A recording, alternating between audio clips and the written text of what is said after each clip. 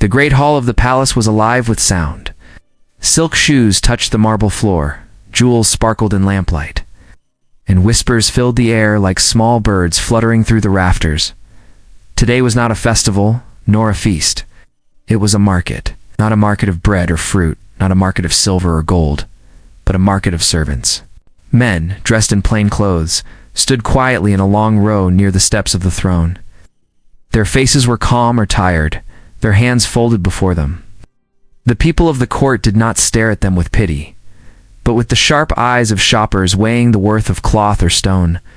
Princess Alira moved slowly through the hall beside her mother, Queen Marielle. The young princess was dressed in pale blue silk, her hair pinned up with careful strands of pearls, but her dark eyes wandered without care for the gowns or jewels. She was meant to walk with grace, head held high, back straight, but her curiosity kept pulling her gaze away from the court. She paused before the line of men. Most lowered their eyes, waiting for someone to point at them, waiting for coin and command. Yet one man did not look down. His name was Daniel, though the princess did not yet know it. His eyes were not fiery but steady, calm, like the still center of a storm. He was tall, but not with the perfect posture of a trained guard. His strength was not dressed in armor, but in something more silent, the presence of someone who had learned how to endure. The princess stopped longer than she should have. Daniel watched her, but there was no bow, no forced smile, no surrender. His gaze was respectful, but not kneeling. Alira felt her chest tighten, though she was not sure why. Perhaps it was the way he stood apart, not by distance, but by spirit. The murmur of the crowd followed her stillness. The court had noticed the princess's pause. One of the noblewomen whispered to another, covering her smile behind jeweled fingers. "Does the child want a toy?" Another laughed. "Servant is safer than a sword." Queen Marielle lifted her chin. She had ruled long enough to hear every whisper and laugh, but chose not to crush them. She was a queen of iron calm, letting others tangle themselves in mischief. Her gaze, however, rested with interest on her daughter. At last Alira spoke, her voice carrying farther than she meant. "Purchase this human for me, mother." Silence spread through the room like ripples in a still pond. Several courtiers gasped. The steward stopped writing his notes. Even the servants at the edge of the hall risked a glance. A princess did not usually ask for such things. She was given gifts without question. Yet here she was, speaking as if she were a child at a merchant's stall, choosing something plain and simple. Queen Marielle turned her head slowly, her eyes unreadable. "This one?" she asked, her voice deep and composed. Alira swallowed a little too quickly, but she did not look away from Daniel. "Yes, this one. She asks for trinkets. Why indulge?" One lord whispered under his breath. At another scoffed, "A human servant has no worth beside a princess. She will tire of him before winter." Yet still Daniel stood without shifting. He had heard her words, the queen's question, the whispers around him, and yet he did not lower his eyes, nor raise them in arrogance. He simply waited, neither begging nor refusing. The queen let the silence stretch, studying her daughter. "And what would you do with him?" she asked finally. "I would keep him near me," Alira answered quickly. "Yes." Then softer, almost like a confession. "He is different from the others." The queen's brow lifted, as if to weigh the meaning of that word. Different. She thought of all the noble gifts her daughter had discarded without care. Jeweled birds, rare books, perfect works of embroidery. Nothing held her curiosity for long. And yet here she was, asking not for glitter, nor song, but for a servant who simply stood tall. The queen waved her hand at the steward. "See that he is purchased," she ordered. The court stirred in astonishment. Whispers multiplied, like fire on dry grass. Some shook their heads at folly, others smirked at childish fancy, but a few frowned in quiet thought. Princess Alira felt a strange relief fill her chest, though she did not understand why it mattered so much. She gave one small nod to Daniel. His steady eyes met hers again, and for a heartbeat she thought she saw gratitude. Or perhaps it was something stronger, something harder to name, something that would stay with her long after the hall emptied. The court might laugh. Yes. Perhaps they would make stories of their own. But in that moment, Alira knew one thing, clearly though she could not explain it. She had taken the first step onto a path. She was never meant to walk a path that had begun with 4 simple words. Purchase this human for me. Daniel's new life inside the princess's chambers was nothing like the hall where he had been displayed.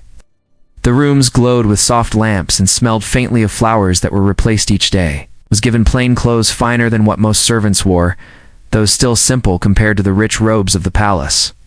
His duties were not heavy. He was asked to carry water, to arrange scrolls, to prepare the princess's table for study. Yet even in simple work, the difference between him and others quickly grew clear. Lyra noticed it first when he moved about her study desk. He placed books not just in neat rows, but in ways that made sense. Old scrolls close to newer histories, numbers near maps, poems next to letters. She asked him, half distracted, "Why do you put them like that?" He answered calmly, "Because they speak to each other. A map with no history is a road with no memory. Number with no letter is an answer waiting for a question." His language was plain, but Alira felt warmth inside her chest. None of her tutors had spoken so simply, and no noble had ever dared to use such words. She laughed softly, surprising herself, then studied him more carefully. The days that followed only deepened her curiosity. Daniel carried himself not as one crushed by labor, but as one who still held his own dignity. He bowed when rules required it, but his eyes never bent.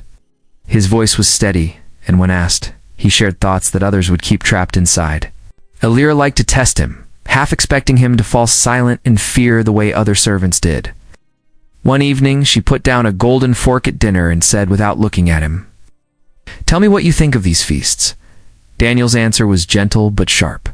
"The feasts are beautiful, but too rich. Meat left untouched could feed villages. Plates of fruit rot before they are eaten. It shows glory, but it wastes life." Her spoon froze. No one in court ever spoke like that. And yet, looking into his calm eyes, she felt no insult. Only truth rested there. It was frightening in its honesty, but also freeing. For the first time, she heard a voice with no desire for favor, no mask of manners, only plain sight. The handmaidens who served near the princess whispered among themselves. They spoke of how often Alira drew Daniel close, how she asked him about games, lessons, and even her small worries. They laughed behind doors, saying the princess was playing with novelty. Yet there was unease in their voices too, because a servant who won the attention of royalty was a dangerous thing in a palace built on rank. The tutors who entered each morning also took notice. The master of speech frowned when he saw Daniel listening to lessons from the side of the room. The instructor of numbers grew tense when the princess preferred to test her knowledge by asking questions of Daniel instead of the master. Soon they began to warn Alira in gentle tones. One said, "Your Highness, a servant is not fit for counsel. A mind born to labor cannot sharpen the crown." She nodded politely, but their warnings slid away from her like rain from stone. One night, after a long day of lessons and practice, Alira found Daniel adjusting the lamps in her chamber. The light turned soft upon his face, and she spoke without thinking. "Why do you never bow too low, even when others expect it?" He paused, setting the lamp down, "Because bending too far breaks men."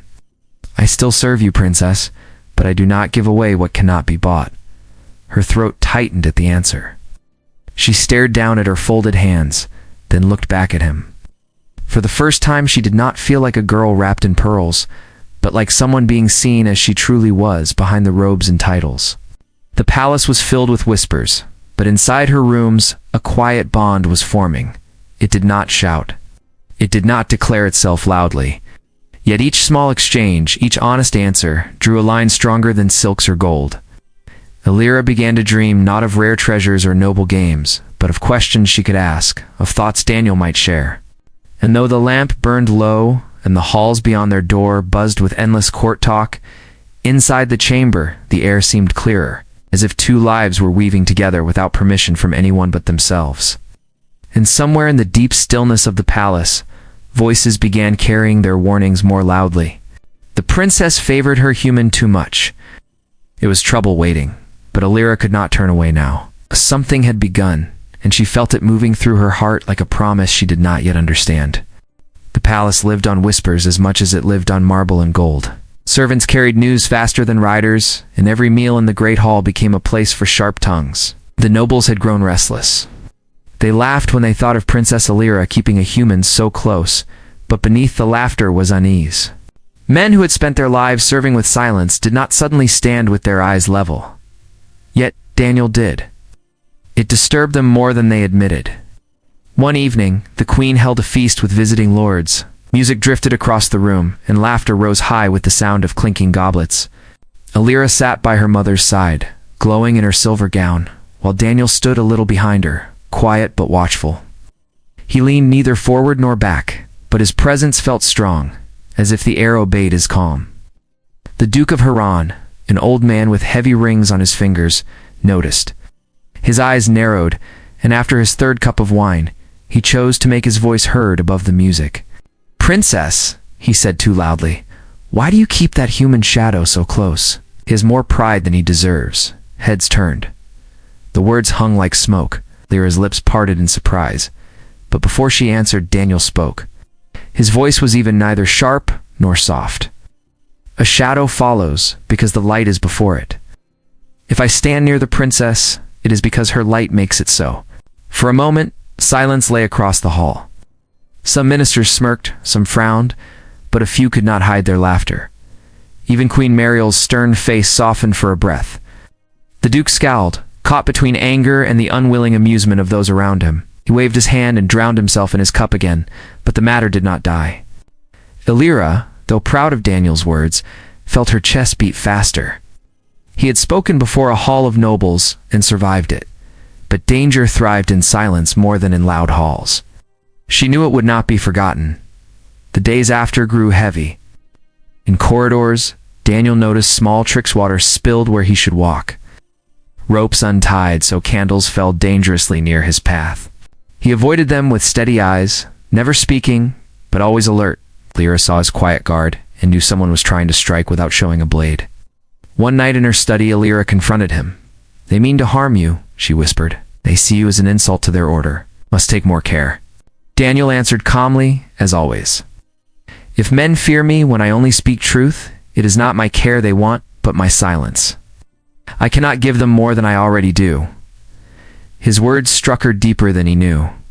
She sat in silence, feeling the lines of her world shift in ways she could not fully stop.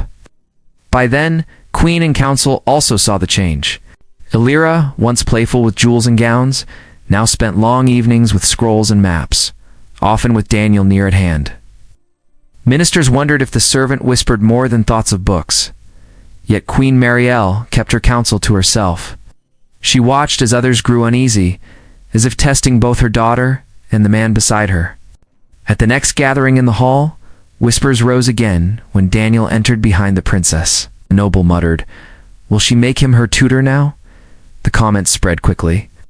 That night, when Daniel carried a tray into Illyra's chamber, he spoke without her asking. "They are restless. They would like me gone."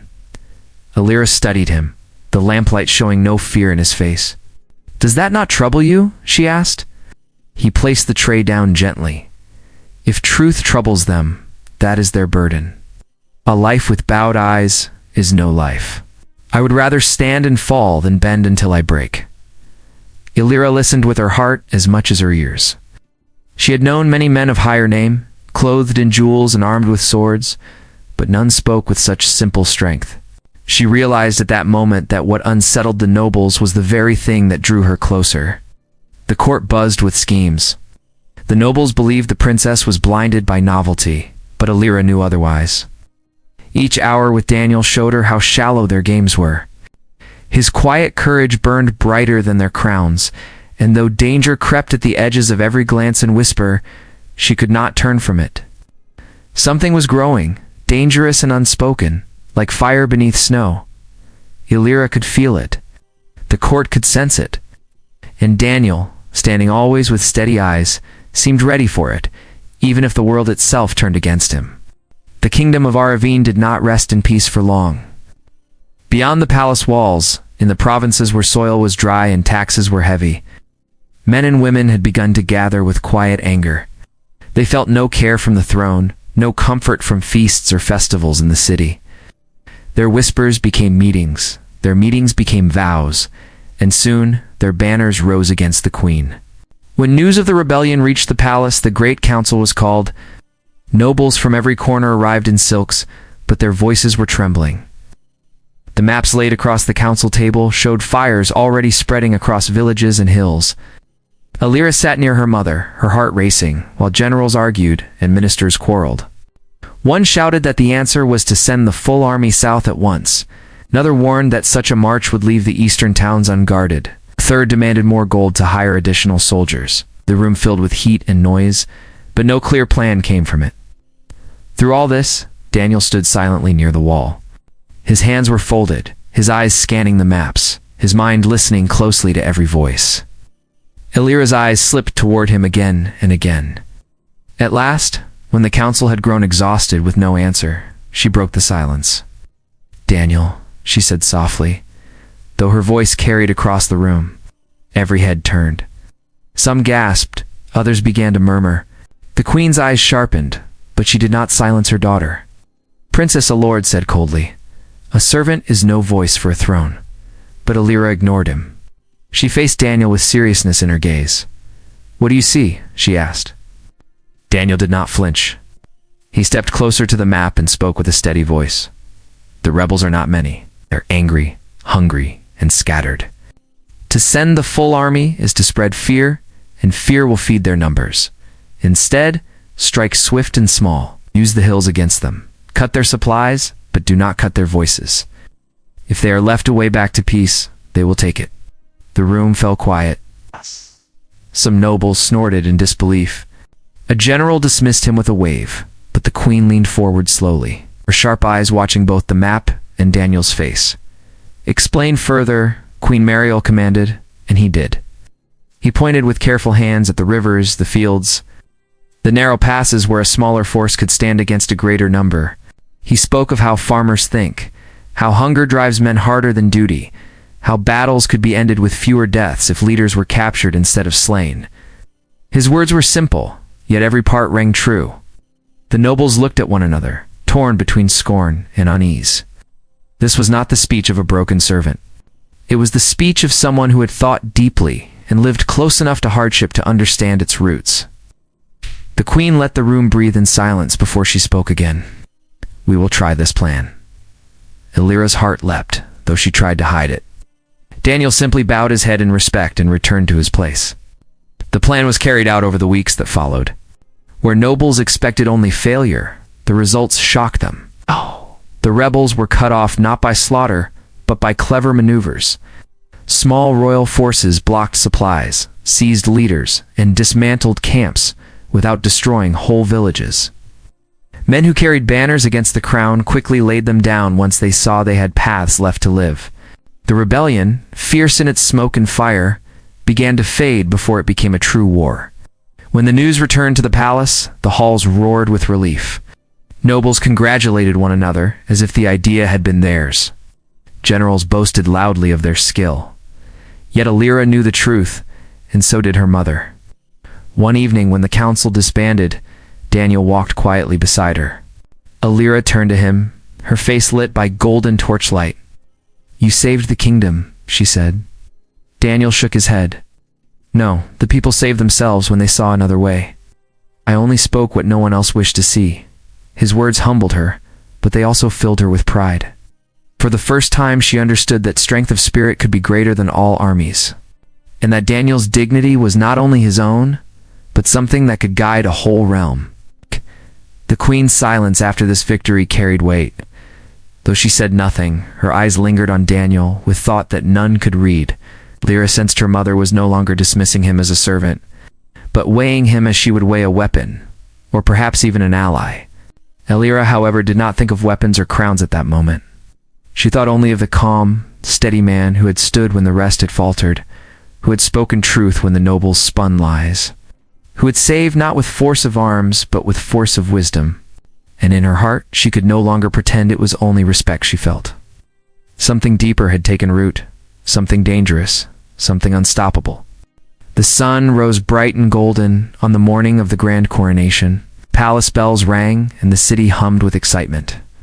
Every street had banners hanging from the windows, and markets that were once quiet now overflowed with color. The people came from near and far, to watch the princess claim her crown. Inside the palace, steps echoed in wide halls as servants hurried about.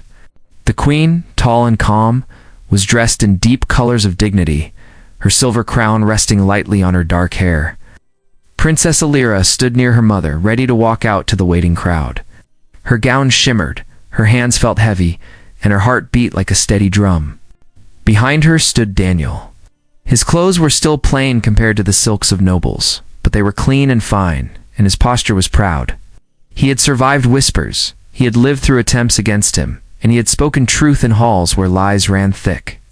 Today he was not in chains, and though still called a servant, he stood taller than most lords with titles. The queen glanced sideways at her daughter.